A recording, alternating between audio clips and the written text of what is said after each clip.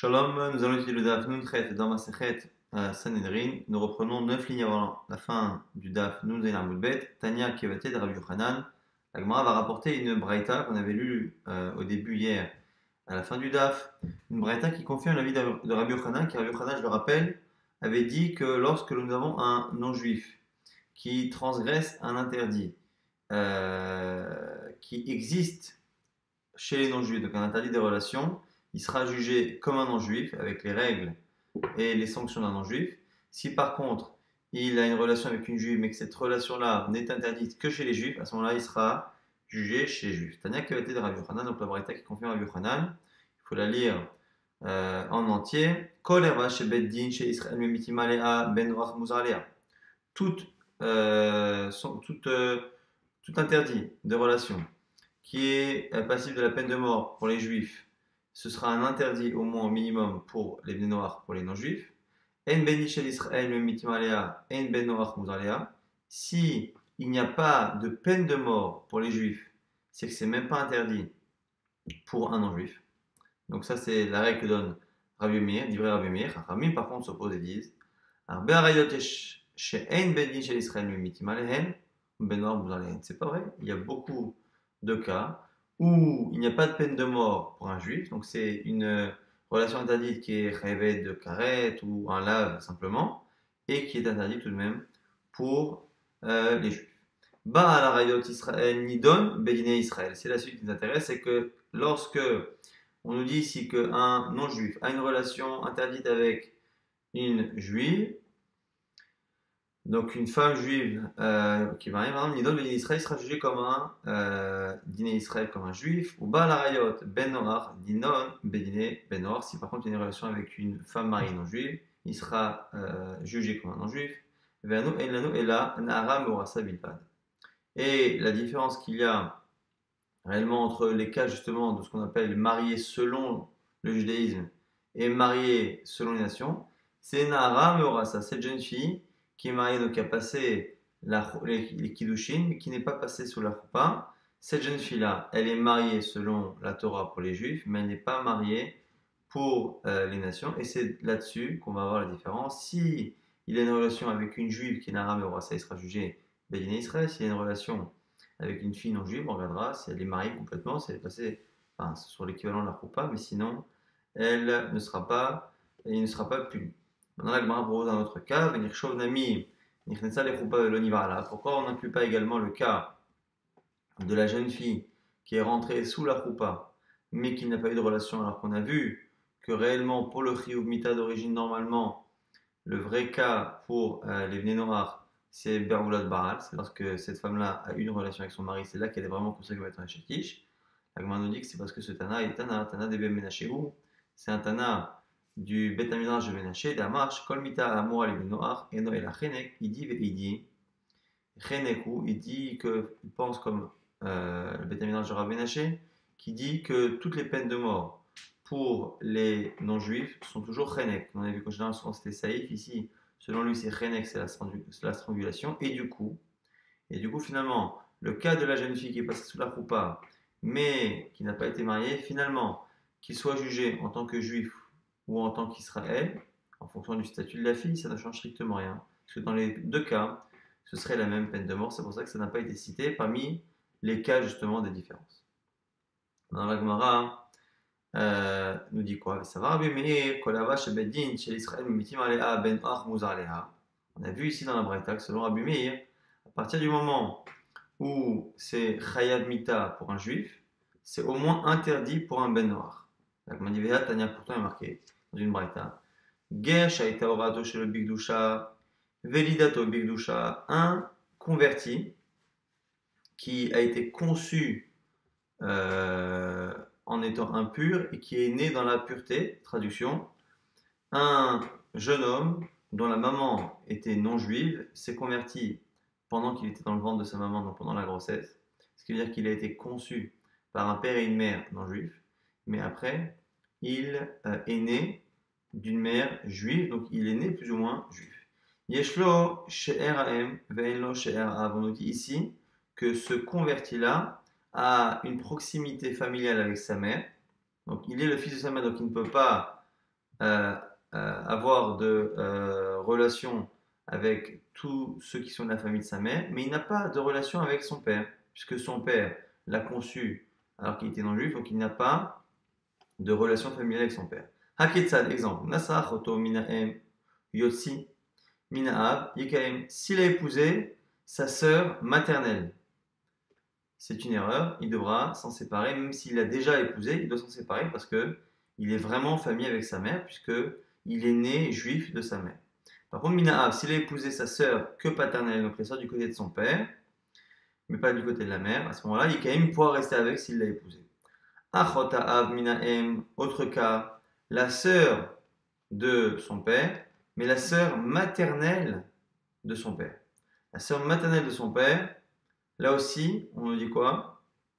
Yotzi.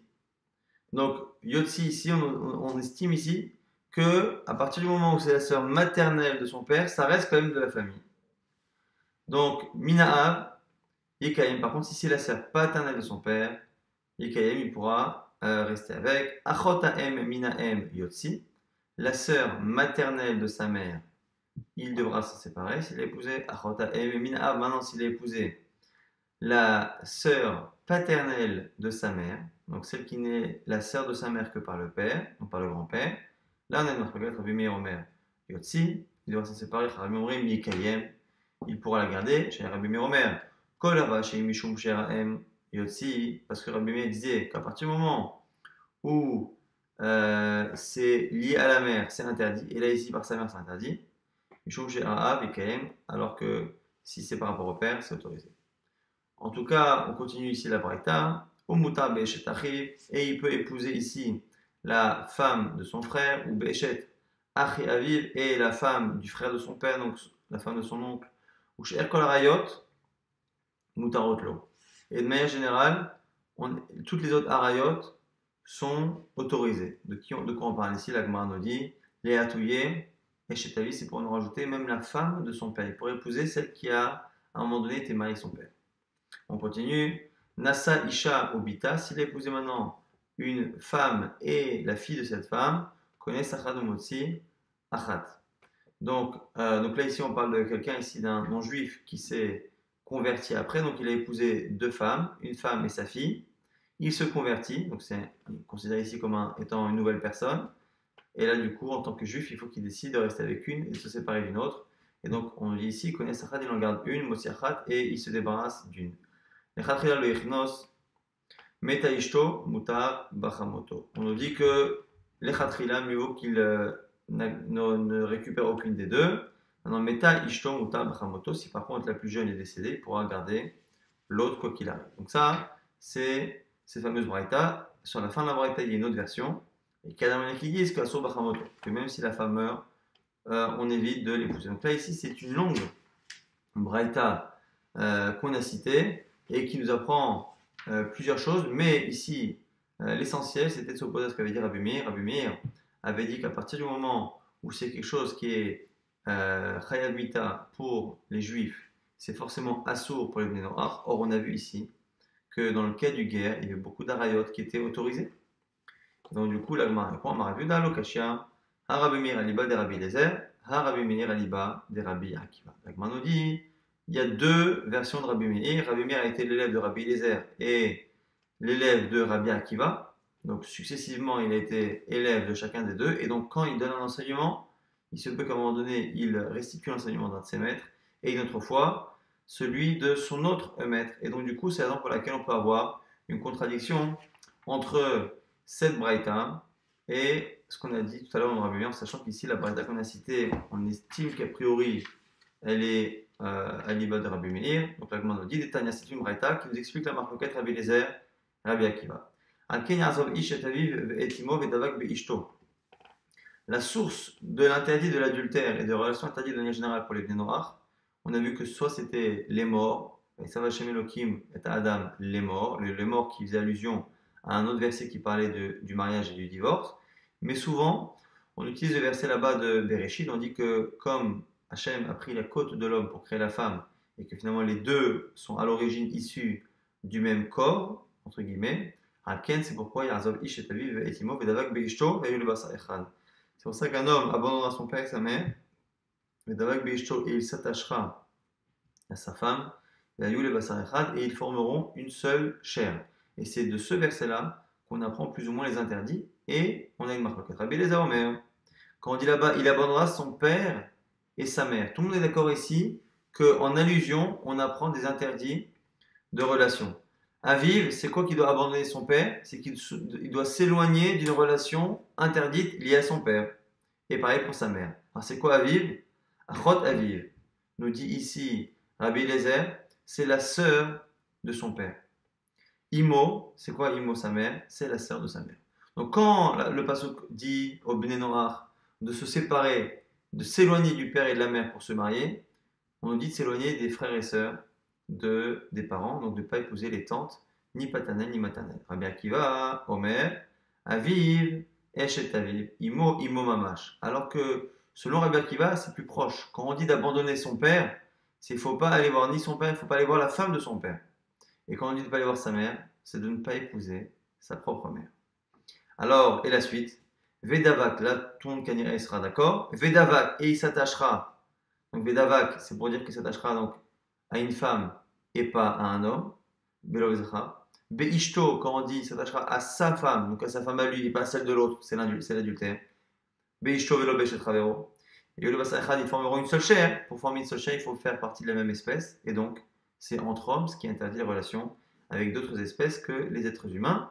Mais Mishnah Sabasa Echad, avec qui on peut former une seule chair, Yasobema Bachaya, ça exclut les animaux, et Nasim Kevasa Echad, qui ne peuvent pas former une seule chair. En tout cas, on a une autre requête à l'origine entre Rabbi Eliezer et Rabbi Akiva sur Aviv et Imo, le père et la mère. Est-ce que ça exclut les sœurs du père et les sœurs de la mère, ou est-ce que ça exclut la femme du père et la mère elle-même? Amarma, Rabbi Eliezer Omer, Aviv, Achot Aviv. Maintenant, on va reprendre, on va analyser chacun. Rabbi Eliezer a dit que quand on dit qu'on doit s'éloigner du père, c'est de la sœur du père. On m'a dit Ema Aviv Mamash. D'abord, pourquoi on ne prend pas le sens premier? C'est la question qu'on posera à Rabbi Eliezer, mais également à Rabbi Akiva. Puisqu'on nous dit de s'éloigner de son père, qui nous dit que ça ne vient pas interdire la relation physique avec son propre père. On m'a dit, on m'a dit, il n'y a pas besoin, pourquoi? Parce que c'est déjà marqué. Et l'obezacha, qu'on n'a pas le droit d'avoir une relation avec un homme, par la suite. Et donc, on n'a pas besoin ici, surtout pour les Bnei Noach, de répéter et de cumuler les interdits. Et les lavim, il y a la notion d'avoir deux laves et d'avoir deux anshim, deux korbanot, ainsi de suite, n'existe pas pour les Bnei Noach. Et nous, alors, selon Rabbi Eliezer, qui a dit que le père dont je dois m'éloigner, c'est pas la femme du père, c'est la tante. Pourquoi il n'a pas proposé la femme du père, comme Rabbi Akiva? Il m'a dit, parce que la femme du père, ça rentre déjà dans l'adultère, qui est déjà marqué dans la suite. Elle m'a dit, oui, mais attends, il y a un autre cas. Non, la femme du père est interdite même après un divorce ou après la mort du père. Ce qui veut dire que la femme du père reste interdite en dehors du mariage. Donc pourquoi ne pas avoir expliqué qu'il faut s'éloigner de son père, c'est-à-dire s'éloigner d'une femme qui a été mariée dans le passé avec mon père? Elle m'a dit Doumia de Imo. Non, pourquoi? Parce qu'il faut que ça ressemble au mot qui suit dans le verset. C'est marqué son père et sa mère. Et donc il faut qu'il y ait une certaine homogénéité dans le verset, dans l'apprentissage du verset, et que Doumia de Imo, il faut que ça ressemble à la mère. Ma Imo de la Bichou, de la même manière que dans le cas de la mère dont je dois m'éloigner, ça n'a rien à voir avec une histoire de mariage. Pareil pour le père, c'est pas une histoire de mariage, c'est une histoire de lien de sang. Et donc, je préfère dire que c'est la tante plutôt que de dire que c'est la femme du père. Afaviv, de la bichout, donc c'est pas un problème de mariage, mais un problème de sang. Maintenant, la suite de ce qu'avait dit Rabbi Eliezer, Imo, la mère, ça vient exclure quoi? La tante, la sœur de la mère. Imo, achot Imo. Première question évidente, pourquoi ne pas dire que ça interdit la mère elle-même, comme dira Rabbi Akiva? Imo mamash. Il m'a dit non, Ino, beishto, velo beshet ravero. Ma mère, elle est déjà interdite parce que c'est la femme de mon père. Elle m'a dit mais non. Et après la mort du père, on m'a dit Domia de Aviv, Ma Aviv de la Mamash, Afimo de la Mamash. Là aussi, c'est par souci d'homogénéité. Comme on a été par obligation d'expliquer que Aviv, c'est pas le père lui-même, parce que sinon, c'est déjà Zachar. Donc on l'a expliqué comme étant pas le père lui-même, mais étant un proche du père. On va dire la même chose pour la mère, c'est pas la mère elle-même, c'est une proche de la mère, donc la sœur. Donc on voit ici que l'un permet d'apprendre de l'autre. Parce que Imo, c'est pas un problème de mariage. On va dire aussi que pour le père, c'est pas un problème de mariage. Et comme pour le père, c'est pas lui direct qui est interdit, même si c'est lui qui est cité, on dira pareil pour la mère, même si elle qui est citée, c'est pas elle qui est interdite, mais sa sœur. Avima aviv de la mamash, afimo de la mamash, pareil pour la mère, ce ne sera pas elle-même au sens propre du terme. Maintenant, Rabbi Akiva, rappelez-vous, dit que c'est quoi son père et sa mère? C'est l'interdit de la femme du père et l'interdit de la mère elle-même. Donc on verra que certaines questions seront similaires à celles de Rabbi Eliezer et d'autres non. Rabbi Akiva Omer, Aviv, Eshet Aviv, donc le père c'est la sœur du père, c'est la femme du père. Ve'ima aviv mamash, pourquoi le père lui, pourquoi le père lui-même? La Gemara donne la même réponse. Et nous vidavak parce qu'on a déjà vu l'interdit de la relation entre hommes. Inachi, Eshet Aviv Nami, la Gemara dire si c'est cela, la femme du père aussi, ça rentre déjà dans un autre interdit qui est celui de l'adultère. Aïnou be'ishto elo be'eshet ravero. La Gemara dit non. Le'achamita, après la mort. Et donc du coup, comme c'est après la mort, ça va. Ici, la Gemara n'objecte pas ce qu'on avait vu tout à l'heure, que mais il faut que ce soit homogène avec Imo. Kanirek ici, ce souci d'homogénéité et de dire qu'on ne veut pas dire que le cas du père, c'est un cas, ça ne nous dérange pas de dire que le cas du père, c'est un cas de mariage, c'est l'ex-femme de mon père, et le cas de la mère, c'est la mère elle-même. Donc mélanger dans le même verset Aviv et Imo, un qui est lié à un mariage qui est avec mon père et l'autre avec une personne qui est interdite par le lien de sang, ça ne nous dérange pas, ce souci d'homogénéité ne nous dérange pas. Imo mamash, selon Rabbi Akiva, la mère c'est la mère elle-même. Aïnou beishto elo chavero, la Gemara dit pareil, la mère normalement elle est mariée au père et donc du coup c'est déjà un problème d'adultère. La Gemara dit non, imo mais anusato, non. Dans le cas par contre où il n'y a pas eu de mariage, par exemple ici donné, c'est dans le cas où le père a contraint sa mère à avoir une relation, mais de manière générale, c'est lorsqu'il n'y a pas eu de mariage. À ce moment-là, on se retrouve à avoir sa propre mère qui n'est pas une femme mariée, qui n'a même jamais été mariée à son père, et donc du coup qui est interdite Mishum Imo. Maintenant, la dit Bemai Kami Flagé. Quelle est la discussion marloquette entre les deux? Rabbi Eliezer, ça va, Aviv Domia de Imo, Ve Imo Domia de Aviv. On a vu que Rabbi Eliezer demande à ce que les deux cas, Aviv et Imo, les deux se ressemblent. Et donc du coup, effectivement, on a vu que comme la mère, c'est pas un problème de mariage, on n'expliquera pas le cas du père comme étant un problème de mariage. Comme dans le cas du père, on ne parle pas du père lui-même, on dira pareil pour la mère, c'est pas la mère elle-même, ça sera Rabbi Eliezer. Et donc du coup, l'homme shechada et la be'achva, on peut trouver de cela qu'avec les sœurs du père, sœurs de la mère. Rabbi Akiva, mutav leukme beishet aviv, ikre ervat aviv, alors que Rabbi Akiva préfère s'attacher au sens premier du verset qui parle de erva, de relation interdite de proche. Erva, c'est une nudité qui est proche. Beishet aviv de ikre ervat aviv, la pouké achot aviv de she'er aviv ikre. Pourquoi? Parce qu'on préfère parler de la sœur, la femme du père. La femme du père, elle est vraiment ervat aviv. C'est vraiment la nudité du père que l'on dévoile, alors que la sœur du père, c'est une proche du père. Et donc, celui qui touche à la femme qui a eu une intimité avec son père, c'est la nudité réellement de son père qui touche. Alors que la sœur du père, c'est pas pareil, ce n'est que une proche de sa famille. Ervat aviv lo ikre. Tashma, maintenant on va essayer justement d'objecter successivement Rabbi Eliezer et Rabbi Akiva sur ces deux avis sur des noirs. Est-ce que donc ce qu'on interdit ici c'est la femme du père et la mère elle-même, ou est-ce qu'on interdit même les sœurs du père et les sœurs de la mère? Tashma on apprend avec Amram et Chrevet de Dato Loleisha que Amram, le père de Moshe Rabbeinu, a épousé qui? Yocheved. Yocheved, sa tante, il l'a prise pour femme. Maïlav de Dato Minahem, n'est-ce pas ici que c'est sa tante, donc c'est la sœur de son père, mais c'est la sœur de son père du côté maternel, et donc à ce moment-là c'est vraiment sa tante, et donc à ce moment-là ça devrait poser problème à Rabbi Eliezer qui expliquait que c'était les sœurs qui étaient interdites. La Gemara dit Lo dodato mina'av. La Gemara dit non, c'est dodato mina'av, et comme on a vu tout à l'heure, pour les guérim, pour les bnei noach, on ne regarde que la paternité, que du côté justement maternel. Et donc du coup, la sœur du père n'est problématique selon Rabbi Eliezer que si elle est la sœur maternelle du père et non pas la sœur paternelle. Et ici, dans le cas d'Abraham, ce serait la sœur paternelle. Tashma, on apprend une autre histoire. Vegam omna achoti batavihi ach lo batimi. Lorsque Abraham a dû, entre guillemets, mentir et faire passer sa femme Sarah pour sa sœur, quand à la fin on lui a demandé pourquoi il a dit ça, il a dit parce que j'avais peur, et en plus, ce n'est pas faux. Pourquoi? Vegam omna, parce que cependant, achoti bat avihi, elle est ma sœur du côté, donc la fille de mon père, c'est ma sœur, la fille de mon père. Achlo Batimi, mais elle n'est pas la fille de ma mère. Et donc, du coup, on a l'impression ici que c'était sa sœur donc paternelle et non pas maternelle. Amiklal, des Bataem Asura, on a l'impression ici que la fille maternelle, fille du père ici, la fille de la mère Mechila, elle est Asura. Et donc la Gemara nous dit quoi? Mais la Gemara dit c'est pas une preuve. Pourquoi? Et Tisvara, c'est pas une preuve parce que là-bas il dit c'est pas logique. Achoto, Havai, Batavi, Batachi, Havai, la Gemara dit mais dans tous les cas c'est pas sa sœur. Quand on regarde bien, ça n'est que sa nièce. Et Kevan de Achihu, Loshna Minav, Loshna Minahem. Et du coup, comme ici c'est sa nièce, on ne fait pas la distinction si c'est du côté du père ou de la mère. Sharia c'est autorisé. La Tamari Kamale, simplement, maintenant on traduit ce que dit Abraham. Et la Tamari Kamale dit Kurva de Achot Itli Behada. J'ai une proximité avec Sarah comme une proximité d'une sœur.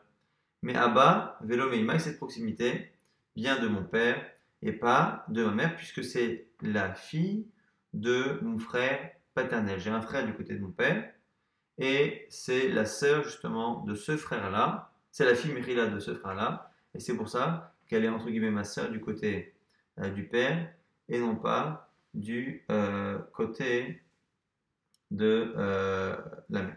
Donc ça, c'est censé être une objection à la base à Rabbi Akiva, qui a l'air de n'interdire dans Aviv et Imo que la mère elle-même et que la femme du père. Tashma, on vient encore une fois objecter à Rabbi Akiva, mais malonasa Adam et Bito. Pourquoi Adam Arishon n'a pas épousé sa fille? On voit qu'il a épousé sa femme, il n'a pas épousé sa propre fille. A priori, ce sont ses filles et ses fils qui se sont mariés entre eux. Kadesh Isa Caïn est à photo pour que Caïn épouse sa sœur.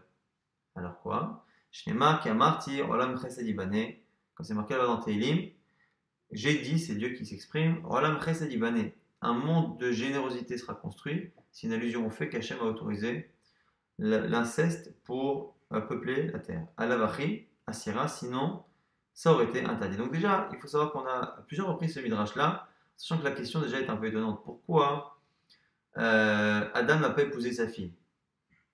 Et on aurait pu poser la question autrement, pourquoi l'aurait-il épousé? Donc il a déjà une femme, son fils n'en a pas, on aurait pensé que c'est la normalité que ce soit son fils qui épouse une des femmes célibataires qui existent sur Terre et non pas le père lui-même. Donc la question est liée plus ou moins à la faute de Chava et les commentaires veulent dire que s'il avait épousé une autre femme que Chava serait morte à cause de la faute qu'elle a provoquée, la faute originelle. Et donc du coup, on est en train de dire finalement qu'il a tout fait pour que Chava justement ne meure pas. En tout cas, ce que l'on voit, c'est que ce verset-là, à un moment donné, il dit qu'il aura l'impression d'Ibané, donc Kadjoukou, il a créé un monde de chesed, ce qui sous-entend que cette relation était interdite pour les Bnei Noirs, elle n'a été autorisée que Mishum chesed. Et du coup, ça contredit ce qu'on déduit de Rabbi Akiva. Selon Rabbi Akiva, puisque les seuls interdits, c'est la mère et la femme du père, on a l'impression que les frères et sœurs ne sont pas interdits. L'Agma dit qu'il va des Ishtare, l'Agma nous dit, à partir du moment où, alors ça c'est la réponse ici de Rabbi Akiva, il dira que à l'origine ça aurait dû être interdit, mais comme ça a été autorisé pour Caïn, on n'a pas pu après interdire, et donc du coup Rabbi Akiva utilise justement ce verset-là pour dire qu'après Caïn, ça a été autorisé définitivement bien avant. Maravuna nous dit Kuti muta bebito. On nous dit que Kuti, donc Kuti ici c'est encore une autre expression pour parler d'un non-juif, muta bebito peut épouser sa fille. Si tu me dis Mipnema Lonasa Adam et Bito, et si tu me demandes pourquoi Adam n'a pas épousé sa fille, Kedesh Sakain et Afroto, Mishum Olam Chesed Ibane, pour laisser encore une fois son fils l'épouser, Mishum Olam Chesed Ibane. Veikad Amrina qui disent Amar Avuna Karabona dit Kuti Aso Bebito, qu'un Kuti ne peut pas épouser sa fille, Tédar, la preuve, chez Lonasa Adam et Bito, parce que Adam n'a pas épousé sa fille. Et quoi qu'il arrive, et les deux versions ne posent pas de problème, parce que la Gemara dit Velohi, c'est quoi qu'il arrive là-bas. La raison était de créer le monde sur le chesed et de laisser Caïn épouser sa sœur, même si à l'origine ça aurait été interdit. Donc du coup, la Gemara, quoi qu'il arrive, dit que ces deux versions-là de l'enseignement de Ravuna ne changent rien à notre problème. On close cette discussion pour parler maintenant du Eved. Eved Kinani, c'est un non-juif qui devient esclave d'un juif qui prend un statut particulier, puisque il va rentrer, une fois qu'il sera libéré, il rentrera dans l'armée Israël, Et entre-temps, il va avoir un statut intermédiaire. Il sera entre non-juif et juif, donc il sera déjà plus le non-juif qu'il était à l'origine. Donc, Amar Aprisda, Even Mutav Imo, Mutav Bito.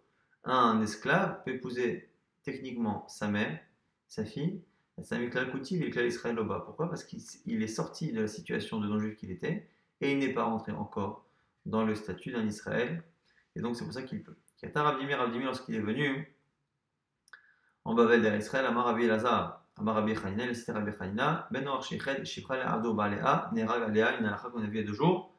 Un Ben Noach qui a réservé une servante pour son serviteur et qui a une relation avec cette jeune femme-là, il est Nerag, il sera mis à mort. La Gemara dit, mais Emat, à partir de quand on estime qu'il a réservé cette fille-là? Et après on demandera à partir de quand on estime qu'elle n'est plus à lui. Quand est-ce qu'il y a ce qu'on appelle l'équivalent du mariage ou l'équivalent du divorce entre cette jeune servante et le serviteur. Amar Nachman, Midekarula, Revita de Plania. À partir du moment où on l'appelle la jeune fille de un tel. C'est-à-dire qu'à partir du moment où la relation est plus ou moins connue, reconnue dans le village, c'est là qu'on estime qu'elle est réservée. Pas avant, pas après. Mais Emat Atara, maintenant à partir de quand elle est autorisée, Ravuna, Mishepara, Roshavashuk, à partir du moment où elle se découvre la tête dans la rue, là aussi c'est une manière de dire que c'est lorsque les gens sont au courant officiellement qu'elle n'est plus avec ce serviteur. Marabi Lazar, Marabi Chanina, toujours Rabbi Lazar, c'est Rabbi Chanina. Ben Noach Sheba Lishto, Shelo Kedaka Chayav. Sens premier, on dit quoi? Un Ben Noach qui a une relation avec sa femme, mais que la relation ne se passe pas physiologiquement à l'endroit où une relation normale se passe pour la procréation, il est Chayav, Mita, il est a priori passible de la mort. Chez les marques, c'est marqué Vedavak, Velo, Shelo Vedavak. Marqué, il s'attachera à sa femme, c'est marqué un homme abandonnera son père et sa mère, et il s'attachera. S'attacher, c'est par la relation normale. Et donc, ça exclut à la fois les relations entre hommes, mais aussi les relations entre un homme et une femme, mais qui ne se passent pas comme ça devrait. Amara Barava dit Mikamidi de Israël, lo Michael, écoutez Michael. Alors, on en a qui disent que c'est pas Michael, mais c'est Assour et Mouta qui est marqué. C'est-à-dire, Rava dit est-ce que c'est possible que cette chose-là soit autorisée pour les juifs et soit interdite pour les non-juifs? On a vu par le passé, par exemple, dans Davier, on a vu pour la mort d'un fœtus, que chez nous c'est interdit, mais c'est pas Khamita, chez les non-juifs c'est Khamita, ça on a pu voir, mais quelque chose qui serait autorisé à eux, autorisé aux juifs et interdit aux nez noirs, comme le cas ici de Biachel au Kedarka, ça paraît étonnant à Rava. Et là, Rava corrige et dit Ben Noir, Sheba Alechet Ravero Shelo Kedarka Patour. Ben Noir qui a une relation adultère de manière non conventionnelle, là, à ce moment-là, il ne sera pas mis à mort. C'est interdit, mais il ne sera pas mis à mort. Maïtarama, pourquoi? Parce que l'interdit de l'adultère est marqué à côté de la relation entre un homme et une femme. Et du coup, on apprend que l'adultère qui est puni de la peine de mort, c'est lorsqu'il se passe à l'endroit normal où la relation entre un homme et une femme doit se faire. Beshto velo beshet ravero, c'est marqué il s'attachera à sa femme et pas à celle de son prochain. Vedavak velo shelo vedarka, et quand c'est marqué là-bas qu'il doit s'attacher à sa femme, c'est-à-dire que, encore une fois, c'est à l'endroit où ça devrait se passer que l'adultère est puni de la peine de mort. Amar Rabbi Chanina, toujours Rabbi Chanina, Rabbi Kochavim, Sheikat Israël, Chayav Mita. Un idolâtre qui frappe un juif, Chayav Mita, passible de la peine de mort. Alors la mort ici, Bidei Shamayim, c'est pas qu'on va le mettre à mort nous, mais Bidei Shamayim, d'où on le sait, lorsque Moshe Rabbeinu a vu un Égyptien frapper un juif, il s'est approché avec Vaïfen Kovako, il a regardé de part et d'autre. Vayar, il a vu qu'il y a une ish, Vayar est un mitzri, et il a frappé le mitzri. On dit qu'il a utilisé le nom d'Hachem et il l'a tué. En tout cas, ici, l'intervention de Moshe Rabbeinu s'apparente à une mort bidei shamayim venant du ciel, alors qu'il a simplement frappé. Maravechaïna, notre assot et rochel d'Israël, celui qui frappe ici le visage, la joue d'un juif, Keilou, sota lo rochel ashrina, c'est comme si il frappait le visage, la bouche de la shrina, de la présence divine, Shinema Mokesh Adam Yala Kodesh. Alors normalement, ça veut dire quelqu'un qui faute, il touche à la sainteté divine, mais ici, Mokesh Adam, on lit différemment, celui qui frappe un homme, ici un juif, Yala Kodesh, c'est comme s'il frappait, s'il blessait celui qui est saint, donc Dieu. Magbir Avdo Shabbat Siman, le moyen mémotechnique pour se rappeler des sujets qui arrivent, c'est Magbia, celui qui lève, Avdo, le serviteur, et Shabbat. Première halakha de Resh Lakish, Amar Resh Lakish, quand la Magbia, Yadol Chavero, Falpi Shelo Ikahu, Nikha Racha. Celui qui lève la main sur son prochain sans même frapper s'appelle déjà rachat, un fauteur. Chez les mains, comme c'est marqué, Vayomer la rachat, la. Le lendemain du jour où il a tué l'Égyptien, Moshe Rabbeinu a vu deux juifs en train de se disputer. Et il s'est adressé à l'un des deux et il a dit au rachat. Donc il y en a un déjà que la Torah appelle rachat, fauteur. Alors qu'on ne sait pas encore ce qu'il a fait.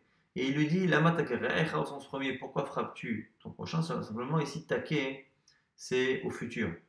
Pourquoi frapperas-tu ou pourquoi frapperais-tu ton prochain? Ce qui donne l'impression qu'il n'a pas encore frappé. Ici, il lui fait le reproche, c'est qu'il s'apprêtait. De là, on apprend qu'il avait levé la main sans frapper, mais qu'il allait frapper dans un futur proche. Et la Torah l'appelle le rachat. De là, on apprend que Kol Magbia Yadol Chavero, Afalpi Shelo Ikao Nikra Racha. La Maïkita Lonemar, il n'a pas demandé pourquoi as-tu frappé. Et là, la m'attaqué, mais pourquoi frapperais-tu? Afalpi Shelo Ikao Nikra Racha. Et même s'il ne l'a pas frappé, il s'appelle rachat. On dit également que celui qui lève la main est un fauteur chez les mains.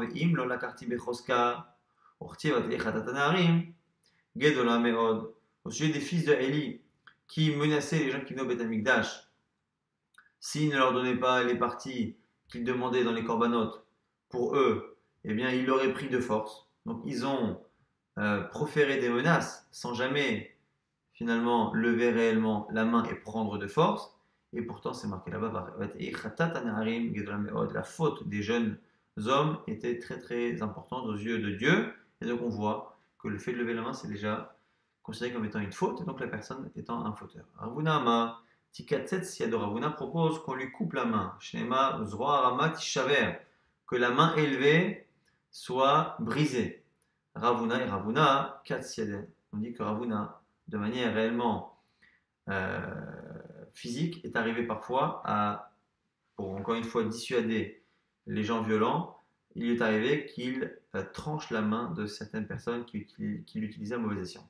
Rabbi Elazar, Omer, Enotakane la Kvura, celui qui lève la main qui frappe, il n'y a que son enterrement qui pourra le sauver de ce qu'il est chez Neymar, comme c'est marqué, Ish Zerora Loharetz, un homme de bras, un homme qui vit sur la force de son bras, Loharetz, la terre est pour lui, c'est-à-dire la terre l'attend, c'est-à-dire qu'il n'y a que sa tombe qui va le calmer. Rabbi Elazar, Lonitena Kakaela Leba Lezroot, Shinema, Ish Zerora Loharetz, autre version, la terre n'a été donnée justement que pour y enfouir ceux qui justement utilisent leurs bras, et c'est le même verset, Ijawa, un homme de force de bras, lo arrête, la terre l'attend.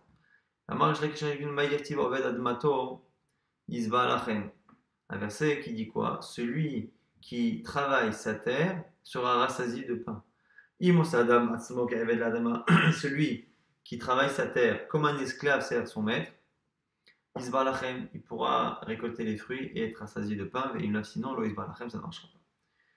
Toujours Resh Lakish, Resh Lakish, Kochavim chez Shabbat. Maintenant, par rapport au Shabbat, un non-juif qui se repose le Shabbat, Chayamita, passible de la peine de mort, là aussi Bidei Shamayim. Shnemar, Veyom Alayla Lo Ishbotu.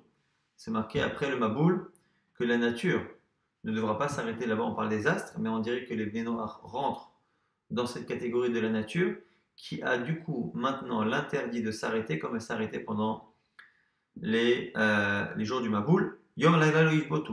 Le jour et la nuit ne s'arrêteront plus, ne feront plus le Shabbat, et donc les hommes non plus. Et Amarma, Azara Shelaen, Zoé Mitatan. Et ici, le fait de les avoir prévenus, c'est considéré comme étant un Chiyuv Mitam des Shabbat. Ravina dit à Filou, Shni ve Shabbat. Ravina nous dit, c'est pas le jour du Shabbat qui pose problème. C'est qu'un jour de la semaine où il se repose, c'est déjà un problème.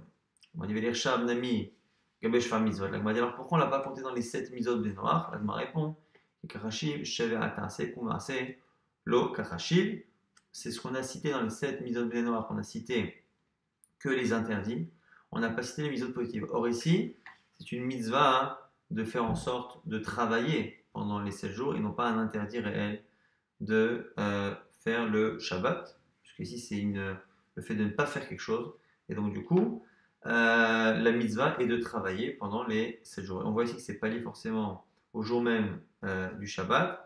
Bon, a priori, il est probable quand même qu'ils aient le droit de se reposer lorsqu'il y a besoin, mais le fait de fixer comme ça un jour de repos, même si il n'est pas nécessaire, mais de fixer comme ça, comme un chok, comme une règle, qu'il y a un jour de repos, c'est quelque chose qui dans l'absolu est interdit puisque Yom Laila lo Ishbotu.